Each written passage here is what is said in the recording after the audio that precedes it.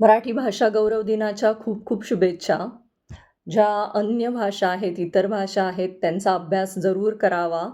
पण त्याचबरोबर आधी जी आपली मातृभाषा आहे, मराठी भाषा आहे, तिच्यावर प्रभुत्व मिळवण्याचा, तिचं जतन करण्याचा प्रयत्न आपण सगळ्यांनी नक्कीच केला पाहिजे.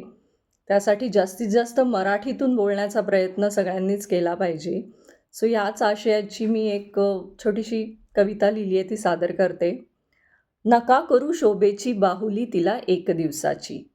नका करू शोभेची बाहुली तिला एक दिवसाची. माय माऊली असे ती, पूजा तिची नित्य व्हावी. बाहुली जरी कितीही देखणी असली तरी माऊलीच उराशी कवटाळी. बाहुली जरी कितीही देखणी असली तरी माऊलीच उराशी कवटाळी.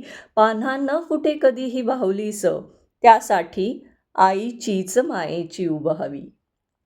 बाहुली जरी मिरवली कितीही तोऱ्यात अंगणी, बाहुली जरी कितीही मिरवली तोऱ्यात अंगणी, निजण्यास आईचीच कूस हवी.